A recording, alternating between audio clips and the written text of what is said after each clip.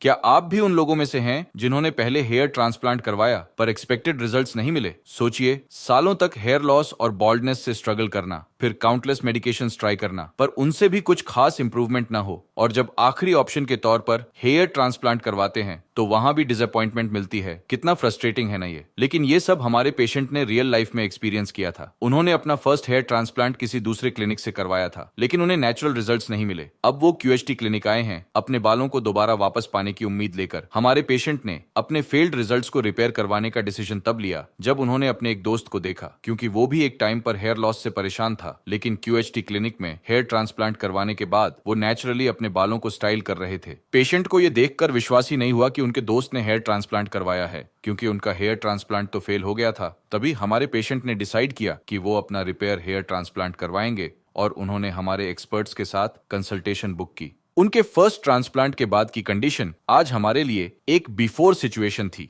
Hairline patchy नजर आ रही थी। फ्रंटल टफ्ट में 4 लॉक ऑफ हेयर तो था, लेकिन रिमेनिंग स्कैल्प में फ्रंटल एरिया से लेकर क्राउन रीजन तक थिनिंग विजिबल थी। पॉजिटिव पार्ट यह था कि पेशेंट का डोनर एरिया अभी भी हेल्थी कंडीशन में था, जिस वजह से हमने उनका सेकंड सेशन कॉन्फिडेंटली प्लान किया। इस वीडियो में हम आपको पेशेंट के प्रोसीजर की सारी डिटेल्स दिखाएंगे, कैसे हमने उनका केस एनालाइज किया, कैसे सर्जरी प्लान की गई, और स्टेप बाय स्टेप उनका मंथली एक्सपीरियंस भी शेयर करेंगे। इसलिए वीडियो के एंड तक बने रहिए, क्योंकि इससे आपको पता चलेगा कि रिपेयर केस हेयर ट्रांसप्लांट के रिजल्ट्स कैसे होते हैं। अगर आप भी हमारे पेशेंट की तरह अपने फर्स्ट हेयर ट्रांसप्लांट से संतुष्ट नहीं हैं, तो आज ही हमारे एक्सपर्ट्स के साथ कंसल्टेशन बुक करें। स्कैल्प के डिटेल्ड एनालिसिस के बाद नेक्स्ट स्टेप था पेशेंट की हेयरलाइन डिजाइन करना। ये स्टेज हेयर ट्रांसप्लांट का सबसे क्रूशियल पार्ट होता है, क्योंकि इसी पर पेशेंट का फाइनल लुक डिपेंड करता है। हमारे एक्सपर्ट्स ने पेशेंट के फेशियल फीचर्स, एज और नेचुरल हेयर डायरेक्शन को ध्यान में रखते हुए एक बैलेंस्ड हेयरलाइन डिजाइन करी। पेशेंट की प्रीवियस हेयरलाइन जहां डिजाइन की गई थी, वही पॉइंट्स हमने केयरफुली मार्क किए, ताकि रिपेयर ट्रांसप्लांट में भी एक नेचुरल कंटिन्यूटी बनी रहे। इसके साथ ही डेंसिटी एनहांस करने के लिए फ्रंटल एरिया से लेकर क्राउन रीजन तक पूरे रेसिपिएंट एरिया को आउटलाइन किया गया।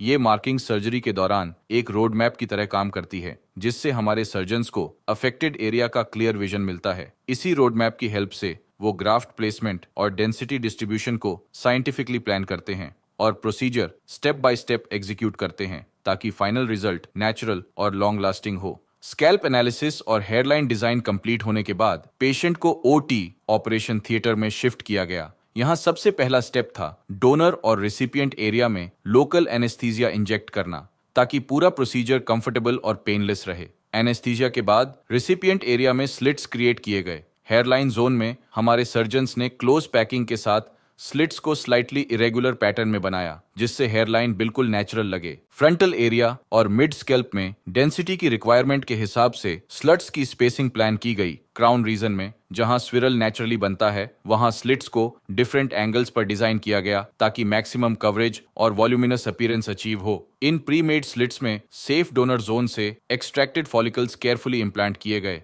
हेयरलाइन जोन में सिंगल और थिन हेयर फॉलिकल्स इंप्लांट किए गए, ताकि एक सॉफ्ट और नेचुरल ट्रांजिशन मिले। फ्रंटल एरिया और मिड स्कैल्प में डबल और ट्रिपल हेयर फॉलिकल्स इंप्लांट किए गए, जिससे डेंसिटी विजिबली इंक्रीज हो। क्राउन रीजन में भी सेम फॉलिकल्स को प्री प्लान्ड स्वर्ल पैटर्न के अकॉर्डिंग इंप्लांट किया गया। इस केस में टोटल 4500 ग्राफ्ट्स इंप्लांट किए गए थे, जिन्हें पेशेंट के सेफ डोनर जोन से एक्सट्रैक्ट किया गया था। हर ग्राफ्ट को साइंटिफिक डायरेक्शन और एंगल के साथ इंप्लांट किया गया, ताकि ग्रोथ नेचुरल लगे। हेयर ट्रांसप्लांट के बाद पेशेंट ने कई बार क्लिनिक विजिट किया था। चलिए जानते हैं उनके फर्स्ट विजिट का एक्सपीरियंस। अगर आप भी पीआरपी थेरेपी करवाना चाहते हैं, तो आज ही कंसल्टेशन बुक करें। हेलो, मेरा नाम नीलेश कैथवास है। एज 28 और जो मेरी बाल्डनेस है, इसको मुझे फेस करते हुए अप्रॉक्स 7 साल से तो ज़्यादा हो गए। इस बीच मैंने जगह जगह ट्रीटमेंट लिया। कहीं बड़ी सिटीज़ में कुछ जो नॉर्मली ट्रीटमेंट्स देते हैं, जो मेडिसिन चलती है, बायोटीन टैबलेट्स या मल्टीविटामिन, वो सभी मैंने लिया। उसका कुछ इतना खास इफेक्ट नहीं पड़ा मेरे ऊपर। तो मेरी बाल्डनेस है, उसका रीज़न शायद एक तो जेनेटिक्स है, और दूसरा चाहे स्टडी के लिए चाहे जॉब के लिए बार बार सिटीज़ बदलना, पानी चेंज होना, ये हो सकता है। जब मैंने सब जगह से ट्राई कर लिया, तरह तरह की मेडिसिन ले ली या ऑयल यूज़ किया, कई बार शैम्पू यूज़ किया, उसके बाद भी मुझे हेयर फॉल में इतना कुछ रुक नहीं पाया हेयर फॉल। और फिर एक स्टेज ऐसी आ गई जब मुझे लगा कि हाँ अब ट्रांसप्लांट करवा लेना चाहिए। तो शुरुआत में तो जब मैंने पहली बार ट्रांसप्लांट करवाया था तो दिल्ली में एक क्लिनिक से करवाया था। तो वो क्लिनिक इतना मुझे अच्छा रिजल्ट नहीं दे पाई, डेंसिटी बहुत वीक डेंसिटी दी उन्होंने और हेयर लाइन क्लियरली विजिबल थी। मतलब ऐसा रिजल्ट था कि कोई भी देख के बता दे, जो कहते हैं ना अगली एंड डिटेक्टेबल रिजल्ट, वो वाला था। फिर थोड़े टाइम बाद ही उसके मेरे बैचमेट से मुलाकात हुई। उसने सेम क्लिनिक QHT हरिद्वार से ट्रांसप्लांट करवाया था। इतना बढ़िया रिजल्ट था उसका कि कोई डिटेक्ट ही नहीं कर पा रहा था। मैं तो उसके साथ रहा हूँ, उसका डिटेक्ट ही नहीं कर पाया मैं भी। तो उसने मुझे फिर यहाँ पे रेफर किया। यहाँ जब मैं आया तो यहाँ पे फैसिलिटी, जो कंसल्टेशन था वो इतना बढ़िया रहा कि उसके बाद मैंने पहली बार बुरा रिजल्ट आने के बावजूद भी मैंने दूसरी बार ट्रांसप्लांट करवाने का मन बना लिया। फिर मैंने जब यहाँ पे आया था तो फोटो सेशन हुआ, उसकी फोटोज आपके पास होंगी, वो फोटोज देखिए। और अभी 1 महीना हुआ है मुझे ट्रांसप्लांट करवाया हुए, ये 1 महीने बाद का रिजल्ट है। जब मैं यहाँ पे आया था पहले तो कंसल्टेशन के लिए आया, डेट फिक्स हो गई। जिस दिन मैं आया यहाँ पे ट्रांसप्लांट करवाने के लिए उस दिन सबसे पहले मेरा तो प्रोसेस था, रजिस्ट्रेशन वगैरह हुआ। उसके बाद नॉर्मली जो बाल्ड करते हैं ट्रिमर से, जीरो मशीन चला के वो कर दिए। उसके बाद जो पहले दिन का प्रोसेस था वो स्लिट बनाते हैं हेड में। जैसे मुझे 4500 ग्राफ्ट्स लगे हैं तो 4500 स्लिट्स बनाई गई, जैसे आप देख सकते हैं, शायद अभी विजिबल हो इसमें। तो पहले दिन की ये प्रोसेस हो गई। सेकंड डे पे आते हैं तो अर्ली मॉर्निंग में मुझे बुला के अर्ली मॉर्निंग ट्रांसप्लांट शुरू कर दिया गया। अर्ली मॉर्निंग अप्रोक्स 7 o'clock शुरू हुआ था। उसके बाद फिर रात में मुझे 7:30 शाम को मुझे फ्री कर दिया गया। प्रोसेस इतनी इजी लगी मुझे कि पेन बिल्कुल फील नहीं हुआ। नॉर्मली ऐसा पेन जैसे कि चींटियां काटती हैं कभी कभी होता था, फिर बाद में थोड़ी देर बाद वो भी महसूस नहीं होता था। और हाइजीन की बात करूं तो हाइजीन इतना प्रॉपर है यहाँ पे, हर चीज के लिए सेपरेट डिपार्टमेंट है, चाहे वो अकाउंट्स डिपार्टमेंट हो, कंसल्टेशन हो या रिसेप्शन हो। जो सर्जरी परफॉर्म करते हैं वो डॉक्टर्स अलग हैं। मतलब हर चीज के लिए स्पेशलाइज्ड प्रोफेशनल्स हैं यहाँ पे। ये चीज मुझे बहुत बढ़िया लगी यहाँ पे। जैसे सर्जरी कंप्लीट हो गई उस दिन शाम को मुझे यहाँ से रिलीव कर दिया गया। उसके बाद फिर अर्ली मॉर्निंग आफ्टर 24 आवर्स मुझे दोबारा बुलाया गया क्लिनिक में। जो डोनर एरिया में जो पट्टी लगी हुई थी उस पट्टी को रिमूव किया गया और सर्जिकल कैप देके I was allowed to go. और उसके बाद फिर जैसे मैं यहाँ से अपने घर चला गया होम टाउन, उसके बाद भी QHT क्लिनिक की जो कॉलिंग टीम थी या जो कम्युनिकेट करने वाली टीम थी, रेगुलर बेसिस पे डेली मुझसे फोटोज मांगती थी, डाइट प्लान डेली शेयर करती थी और किस तरह से परहेज करना है, किस चीज से क्या खाना है, कौन सा पानी यूज करना है, चाहे पीने के लिए या हेड वॉश के लिए, हर चीज के लिए इतना बढ़िया से गाइड किया गया कि लगा ही नहीं कि कभी कुछ कॉम्प्लिकेशंस होंगे आफ्टर सर्जरी भी। सर्जरी के बाद भी इतना अच्छा माहौल था। मतलब सर्जरी कराने के बाद जो आप कम्युनिकेट करते रहते थे उससे कॉन्फिडेंस आता था कि हाँ बढ़िया अच्छी जगह से करवाए हैं। जैसे आज मुझे ट्रांसप्लांट करवाए हुए 30 दिन से ज्यादा हो चुके हैं, तो आज मैं अपनी फर्स्ट PRP लेने QHT क्लिनिक हरिद्वार आया हूँ। जैसे अभी तो मैं सैंपल दे दिया है, यहाँ पे ब्लड सैंपल दे दिए हैं, PRP के लिए प्लाज्मा रेडी कर रहे हैं। तब तक आप मेरा फर्स्ट PRP के बाद का रिजल्ट देख सकते हैं, आपके सामने है ये। अभी तो 1 महीने हुए हैं, बाद में फिर जैसे पैकेज में अदर PRPs इंक्लूड है, तो जब मैं क्लिनिक आता रहूंगा अपना जो भी प्रोग्रेस रहेगी वो आप लोगों के साथ शेयर करता रहूंगा। Thank you. हेयर ट्रांसप्लांट के 1 महीने बाद पेशेंट के क्लिनिक विजिट करने पर रूटीन फॉलोअप के अकॉर्डिंग स्कैल्प को इवैल्यूएट किया गया था। इस स्टेज पर स्कैल्प पर 80% शेडिंग विजिबल थी, जो कंप्लीटली नॉर्मल है। हेयर ट्रांसप्लांट के बाद ट्रांसप्लांटेड शाफ्ट्स इनिशियली शेड करते हैं, जबकि फॉलिकल्स स्कैल्प के अंदर सेफली एंकर्ड रहते हैं। इस टाइम पर पेशेंट के नेटिव फॉलिकल्स अपने नेचुरल ग्रोथ साइकिल में थे और नॉर्मल पेस पर ग्रो कर रहे थे, जिससे स्कैल्प हेल्थी दिख रहा था। साथ ही डोनर एरिया भी कंप्लीटली हील हो चुका था। रेडनेस और स्कैबिंग ऑलमोस्ट खत्म थी और स्किन अपने नॉर्मल टेक्सचर में वापस आ गई थी। ये सब साइंस इंडिकेट करते हैं कि ट्रांसप्लांटेशन सक्सेसफुल है और फॉलिकल्स अपने ग्रोथ फेज में स्मूथली शिफ्ट हो रहे हैं। अब जानते हैं नेक्स्ट फॉलोअप का एक्सपीरियंस। हेलो दोस्तों, मेरा नाम है नीलेश कैथवास। आज ट्रांसप्लांट को मेरे 2 महीने कंप्लीट हो चुके हैं, तो मैं अपनी सेकंड पीआरपी लेने क्यूएसटी क्लिनिक आया हूँ। जैसा कि मैंने आपको बताया कि 2 महीने पहले ट्रांसप्लांट हुआ था मेरा, उसके आफ्टर ट्रांसप्लांट मुझे डिस्चार्ज किया गया, जिसके बाद मैं अपने घर गया और लगभग 15 दिन बाद से मेरा शेडिंग पीरियड शुरू हो गया और अभी 2 महीने बाद भी 2 महीने हुए हैं, शेडिंग अभी भी चल रही है, जिससे लगभग 3 से 4 महीने बाद एक्चुअल ग्रोथ मेरी आना शुरू होगी। जो भी रिजल्ट आएगा मैं आपसे शेयर करता रहूँगा। जैसे 2 महीने पहले मेरा ट्रांसप्लांट हुआ, ट्रांसप्लांट के पहले तक तो मेरा माइंडसेट ये रहता था कि मतलब लो कॉन्फिडेंस फील करता था, कहीं भी पब्लिक गैदरिंग हो या जॉब पे जाना रहे, लो कॉन्फिडेंस, हमेशा अपने हेड को कवर करके रखना या इस चीज से बचना कि बालों को क्या हुआ यार, कम एज में बाल झड़ गए, इस चीज से बचता था मैं। पर अभी जैसे आफ्टर ट्रांसप्लांट की बात करता हूँ मैं, तो 2 महीने मुझे कंप्लीट हो चुके हैं और अभी थोड़ी अच्छी ग्रोथ हो गई है। लोग जहाँ जाता हूँ तो लोगों का यही क्वेश्चन रहता है कि यार अच्छा लोग कह ट्रांसप्लांट अच्छा हुआ है, अच्छी ग्रोथ है। जैसा कि आप लोग देख सकते हैं, अभी ये मेरी करंट कंडीशन है, ये क्राउन एरिया हो गया, ये साइड और ये लेफ्ट साइड व्यू। जैसे आप मेरी प्रीवियस इमेजेस भी देख सकते हैं, उन इमेजेस में आपको दिखेगा मेरा बाल्डनेस का लेवल क्या था, किस तरह की बाल्डनेस थी, मेरे नॉच बन गया था आगे, लेफ्ट राइट साइड ज़्यादा डीप हो गया था। और उसके बाद फिर जब मैंने ट्रांसप्लांट करवाया तो अप्रॉक्स 4500 ग्राफ्ट्स मुझे इम्प्लांट किए गए और आफ्टर 2 महीने मेरा ये रिजल्ट है और अभी भी ये शेडिंग पीरियड है। एक्चुअल रिजल्ट जो रहेगा, फाइनल रिजल्ट, वो लगभग तीसरी चौथी पीआरपी जब आऊँगा तब आपसे शेयर करूँगा, वो इससे ज़्यादा बेटर रहेगा। जैसे कि मैं अभी अपनी सेकंड पीआरपी करवाने आया हूँ, तो जब मैं ट्रांसप्लांट करवाने आया था तभी डॉक्टर ने बताया था, मुझे कंसल्ट किया था मैंने कि पीआरपी क्यों कराना ज़रूरी है। तो पीआरपी बेसिकली कराना इसलिए ज़रूरी है क्योंकि आपके एग्जिस्टिंग बाल और जो ट्रांसप्लांटेड हेयर है उनको स्ट्रेंथन करता है, फास्ट ग्रोथ करता है। और पीआरपी का प्रोसीजर ये रहता है कि नॉर्मली अपने बॉडी से ब्लड निकालेंगे और उस ब्लड को सेंट्रीफ्यूगल मशीन में डाल के प्लाज्मा अलग करेंगे। पीआरपी का जो फुल फॉर्म रहता है वो प्लेटलेट्स रिच प्लाज्मा रहता है। किसी भी बॉडी पार्ट को स्ट्रेंथन और फास्ट ग्रोथ देने के लिए प्लाज्मा ही मेन कंपोनेंट रहता है। तो पीआरपी को प्लाज्मा सेपरेट करके डायरेक्ट स्काल्प में इंजेक्ट करेंगे और फिर उसके बाद जो एग्जिस्टिंग और ट्रांसप्लांटेड हेयर है उनको फास्ट ग्रोथ मिलेगी और स्ट्रेंथन इजीली हो जाएगा। तो ये था मेरा 2 महीने का रिजल्ट जो मैंने आपके साथ अभी करंटली शेयर किया। इससे ज़्यादा बेटर रिजल्ट के लिए मैं अपनी थर्ड और फोर्थ पीआरपी में जब आऊँगा तब आपके साथ शेयर करता रहूँगा। Till then, thank you, bye bye.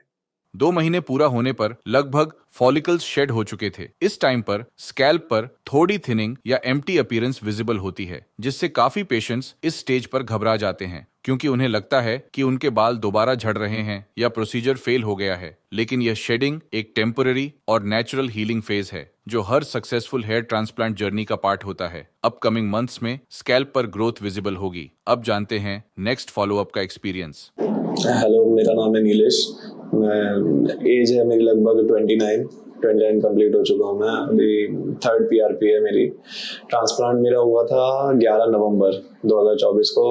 उसके बाद फिर आज थर्ड पीआरपी लेने आया हूँ मैं क्यूएसटी क्लिनिक। जैसे कि ट्रांसप्लांट के लिए मैं आया था 11 नवंबर को, तो 3 दिन का प्रोसेस था जिसमें से 2 दिन मेन थे। जहाँ भी ट्रांसप्लांट होना था बाल्ड कर दिया गया, उस एरिया को स्लिट्स बना दिए गए। फिर सेकेंड डे 12 नवंबर को डोनर एरिया से फॉलिकल्स निकाल के स्लिट्स में ट्रांसप्लांट कर दिए गए। और लास्ट डे, थर्ड डे, जो पीछे डोनर एरिया था उसकी पट्टी लगी हुई थी, उस पट्टी को हटा दिया गया। And after that I was allowed to go home. जैसे 13 नवंबर को डिस्चार्ज हो गया मैं। आफ्टर डिस्चार्ज जो स्टाफ था यहाँ का क्यूएसटी क्लिनिक का, उसने वर्बली भी बताया और एक पेपर में भी प्रिंटेड फॉर्म में प्रिकॉशंस लिख के दिए, क्या करना है क्या नहीं करना है। मेडिसिन तो 1 महीने तक शुरू नहीं हुई थी। उसके बाद फिर हेड वॉश नहीं करना है, सर्जिकल कैप वियर करके रखना है, सलाइन वाटर स्प्रे करते रहना है कंटिन्यूअस। इस तरह के काफ़ी प्रिकॉशंस है। खाने में क्या क्या खाना है क्या नहीं खाना है, पानी कितना पीना है, काफ़ी सारे प्रिकॉशंस थे। वो सभी टाइम टू टाइम मुझे बताया गया। और आफ्टर सर्जरी भी मोबाइल के थ्रू, व्हाट्सएप के थ्रू कोऑर्डिनेट करते रहे स्टाफ। फ्रंट की हेयर लाइन डिज़ाइन हुई थी बीच में डेंसिटी जहाँ कम थी वहाँ डेंसिटी इंक्रीज की गई थी, हेयर लाइन भी अच्छे से डिज़ाइन की गई। और अभी जो मेरा ट्रांसप्लांट है 5 महीने हो चुके हैं मुझे अप्रॉक्स, और अभी तक का जो रिजल्ट है उससे मैं फुल्ली सेटिस्फाइड हूँ। जैसे ट्रांसप्लांट से पहले काफ़ी सारे इश्यूज फेस करता था मैं, हेयर थिनिंग, बाल्डनेस और हेयर लाइन रिसीड होती जा रही थी। आफ्टर ट्रांसप्लांट मैंने देखा है कि जो टैबलेट्स रेगुलर चलती रही है, मिनॉक्सिडिल वगैरह जो सॉल्यूशन यूज़ करता रहा हूँ, उसकी वजह से जो प्रीवियस हेयर्स थे उनमें भी थिकनेस आई है और उनका भी हेयर फॉल था वो काफ़ी हद तक कंट्रोल हुआ है। ऑलमोस्ट पूरी तरह से हेयर फॉल अब बिल्कुल नहीं होता है। जैसे बिफोर ट्रांसप्लांट बाल्ड एरिया ज़्यादा हो रहा था, क्राउन एरिया से स्किन विजिबल हो गई थी, उस वजह से कहीं भी जाना या कहीं भी घूमना, कैप वियर करना, ऐसी कंडीशन आ गई थी। अंडर कॉन्फिडेंट हो जाना, कहीं किसी पब्लिक गैदरिंग में खुद को लेस फील कराना, ये सारी चीज़ें होती थी। और आफ्टर ट्रांसप्लांट जब ये रिजल्ट आया तो एकदम पोल्स अपार्ट चीज़ें होने लगी, कॉन्फिडेंस बिल्ड हुआ, काफ़ी हद तक पब्लिक गैदरिंग में खुद को कॉन्फिडेंट पाने लगा। कैप वियर करना पूरी तरह से बंद हो गया। ऑल ओवर अगर मैं देखूँ तो पर्सनैलिटी वाइज काफ़ी अच्छा लुक मिला है, हेयरलाइन काफ़ी अच्छी डिज़ाइन हुई है और मैं इस चीज़ से काफ़ी खुश हूँ। जैसे सर्जरी की बात करूँ तो जब सर्जरी हो रही थी उस वक्त ओटी का माहौल इतना अच्छा था, ऐसा फील ही नहीं हुआ कि सर्जरी हो रही है। उसी के अदर एंड पे अगर आप किसी अदर क्लिनिक में जाते हैं और वहाँ देखते हैं कि इतना सीरियस माहौल बना हुआ है, क्या करना है क्या नहीं करना है सब कुछ लिखा रहता है, पर यहाँ पे इतना कोई सीरियस माहौल नहीं था, एकदम लाइट माहौल था। सर्जरी के बीच में नाश्ता वगैरह भी हो जाता था, ये सब चीज़ें थी और इतना कोई सीरियस माहौल नहीं था। स्टाफ बहुत ही कोऑपरेटिव था। सबसे अच्छी बात जो मुझे लगी, हाइजीन बहुत अच्छे से मेंटेन था। हर स्टाफ का हर आदमी सर्जिकल कैप और जो भी इक्विपमेंट्स रहते हैं वो सब पहने हुए था। सर्जिकल जैकेट वगैरह रहता था वो प्रॉपरली पहनाया गया, सारे मेटल्स के आइटम बाहर रखे गए। बहुत अच्छा एक्सपीरियंस रहा सर्जरी का। जैसे आफ्टर ट्रांसप्लांट की मैं बात करूं तो पीआरपी प्रोसेस रहती है, नॉर्मल मेडिसिन और मिनॉक्सिडिल तो चलता रहता है, पर पीआरपी जो एक है वो आपके हेयर ग्रोथ को बहुत ही रैपिडली बूस्ट करती है। PRP means platelets rich plasma blood लेते हैं आपके वेन से, जिसमें से सेंट्रीफ्यूगल मशीन में प्लाज्मा अलग कर लेते हैं और रेड पार्ट अलग कर लेते हैं। प्लाज्मा जो रहता है वो भी उसको मशीन में इंजेक्ट करके डायरेक्ट स्काल्प में इंजेक्ट करते हैं। जो प्लाज्मा रहता है वही मेन फैक्टर है ग्रोथ के लिए। और टाइम की बात करूं यहाँ पे तो पीआरपी में बहुत नॉर्मल सा टाइम लगता है, 10-12 मिनट में पीआरपी कंप्लीट हो जाती है। और पेन भी बहुत ही नॉर्मल, पेन तो बिल्कुल ही नॉर्मल होता है और एडवांस्ड इक्विपमेंट्स हैं, इन्फेक्शन वगैरह का कोई चांस नहीं है, हाइजीन एकदम टॉप नॉच का मेंटेन रहता है। और 2 पीआरपी में ले चुका हूँ, 3rd पीआरपी है मेरी। तीनों पीआरपी का सेम एक्सपीरियंस रहा है, कम टाइम, अच्छी क्वालिटी। जैसे मैंने नवंबर में ट्रांसप्लांट कराया था, अभी अप्रैल चल रहा है, ऑलमोस्ट मुझे 5 महीने हो गए हैं। ये मेरे ट्रांसप्लांट आफ्टर ट्रांसप्लांट की 5 महीने की जर्नी थी। इसके बाद मैं अभी नेक्स्ट टाइम पीआरपी के लिए आऊँगा तब आपसे मिलूंगा। तब तक के लिए थैंक यू। पेशेंट ने 5th मंथ पे अपनी नेक्स्ट पीआरपी के लिए क्लिनिक विजिट किया था। इस विजिट तक उनका ओवरऑल लुक कंप्लीटली ट्रांसफॉर्म हो चुका था। हेयर लाइन अब एक डिफाइंड नेचुरल शेप में नजर आ रही थी और फ्रंटल एरिया में भी विजिबल डेंस लुक डेवलप हो गया था। मिड स्कैल्प और क्राउन रीजन में भी नोटिसेबल इंप्रूवमेंट थी। डेंसिटी हेल्थी दिख रही थी और कवरेज काफी एनहांस हो चुका था। इस स्टेज पर सिर्फ कुछ मिनिमल गैप्स विजिबल होते हैं जो अपकमिंग मंथ्स में फिल हो जाते हैं। इनिशियल लुक के कंपैरिजन में अब पेशेंट का फेस यंगर, बैलेंस्ड और एस्थेटिकली अपीलिंग लग रहा था। हेयर का वॉल्यूम उनके ओवरऑल कॉन्फिडेंस और पर्सनालिटी में एक फ्रेश चेंज ला रहा था, जो एक सक्सेसफुल रिपेयर हेयर ट्रांसप्लांट की नेचुरल प्रोग्रेस को परफेक्टली शोकेस करता है। अब जानते हैं नेक्स्ट फॉलोअप का एक्सपीरियंस। हेलो, मेरा नाम है नीलेश कैथवास और क्यूएचटी क्लिनिक में मुझे ट्रांसप्लांट करवाए हुए लगभग 7 महीने कंप्लीट हो चुके हैं और आज मेरी 4th पीआरपी है। इससे पहले मैंने अपने लास्ट 3 पीआरपी के रिजल्ट आपके साथ शेयर किए थे।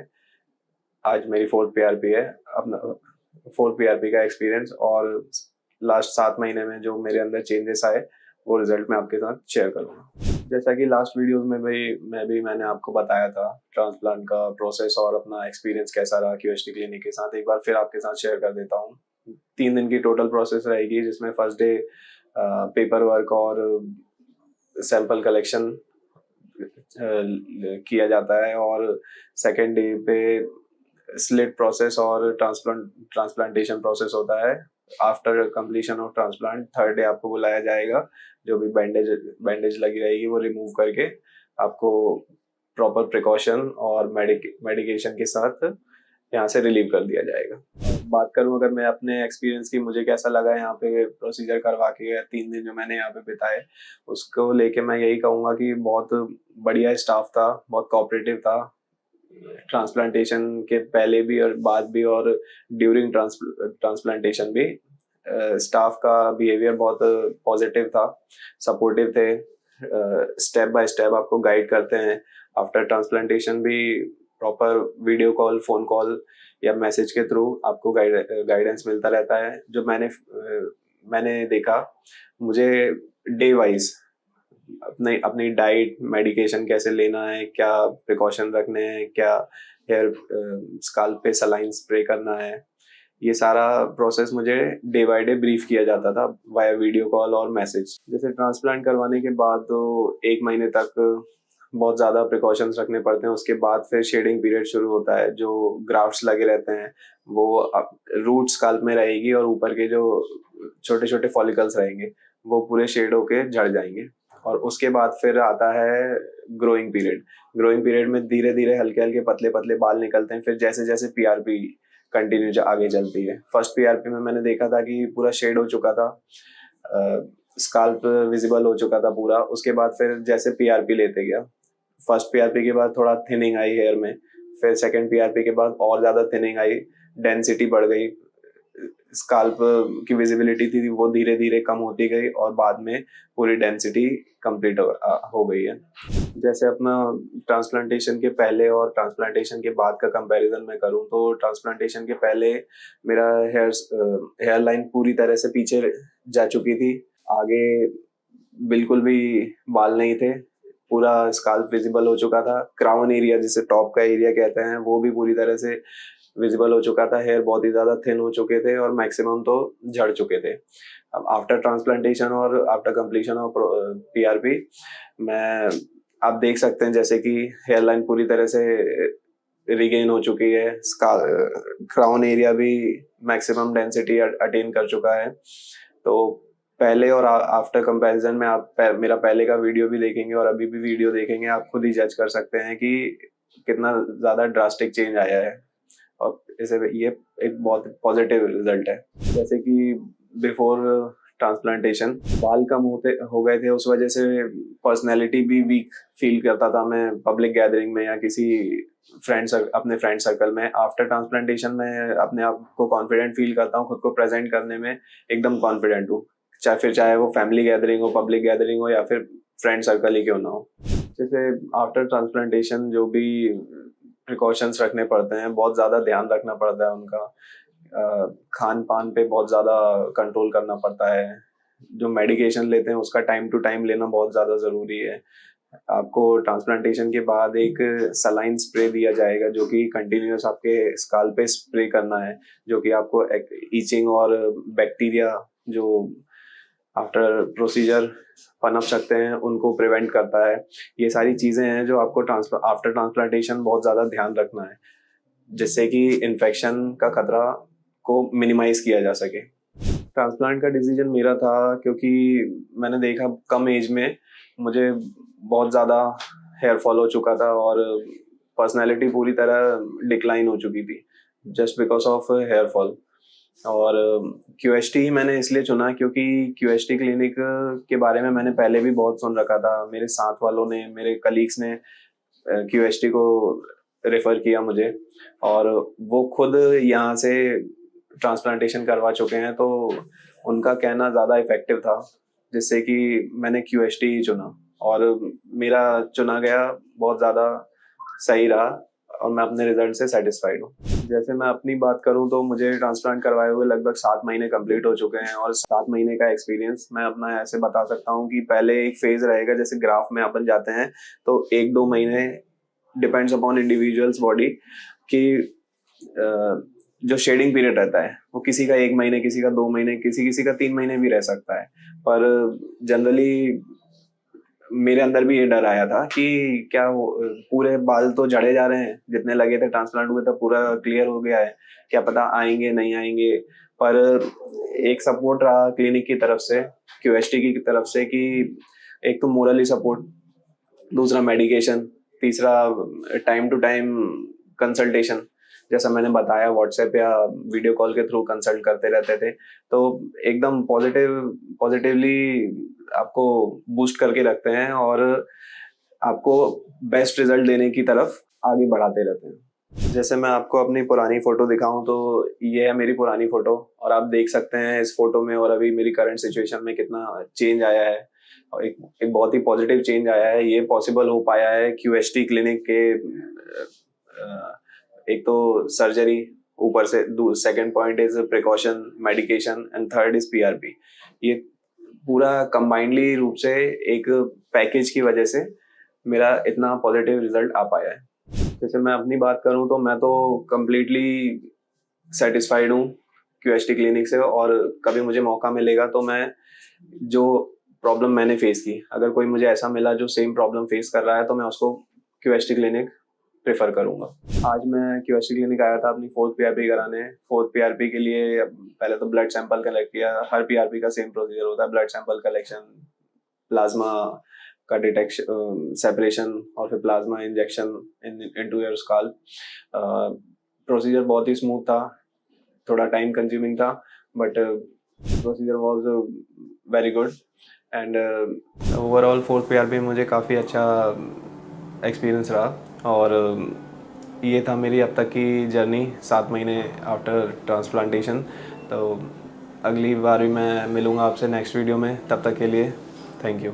7 महीने में प्रोग्रेस और भी ज्यादा एनहांस हो चुकी थी। इस स्टेज पर पेशेंट अपनी प्रोग्रेस से सेटिस्फाइड थे। जैसे उन्होंने अपने टेस्टिमोनियल में भी कहा, उनके रिजल्ट्स उनकी एक्सपेक्टेशंस को मीट कर रहे थे। हेयरलाइन अब और भी शार्प और वेल डिफाइंड नजर आ रही थी, जो परफेक्टली पेशेंट के फेशियल फीचर्स को फ्रेम कर रही थी और उनके ओवरऑल लुक को नेचुरली यूथफुल बना रही थी। पूरे स्कैल्प पर यूनिफॉर्म हेयर ग्रोथ विजिबल थी, जिसमें ट्रांसप्लांटेड और नेटिव हेयर सीमलेसली मर्ज हो चुके थे। डेंसिटी बैलेंस थी और टेक्सचर नेचुरली ब्लेंड कर रहा था। इस स्टेज पर पेशेंट की अपीयरेंस सिर्फ एस्थेटिकली नहीं बल्कि साइकोलॉजिकली भी इंप्रूव्ड हुई थी, क्योंकि अब उनका कॉन्फिडेंस और स्टाइलिंग ऑप्शंस दोनों रिटर्न हो चुके थे। वीडियो में हमने देखा कैसे हमारे पेशेंट ने एक फेल्ड हेयर ट्रांसप्लांट के बाद QHT क्लिनिक में अपनी जर्नी स्टार्ट की और step by step natural results achieve किए, जिससे पता चलता है कि साइंटिफिक अप्रोच और एक्सपर्ट टीम के साथ किसी भी केस में नेचुरल और लॉन्ग लास्टिंग रिजल्ट्स पॉसिबल होते हैं, इवन इन रिपेयर केस।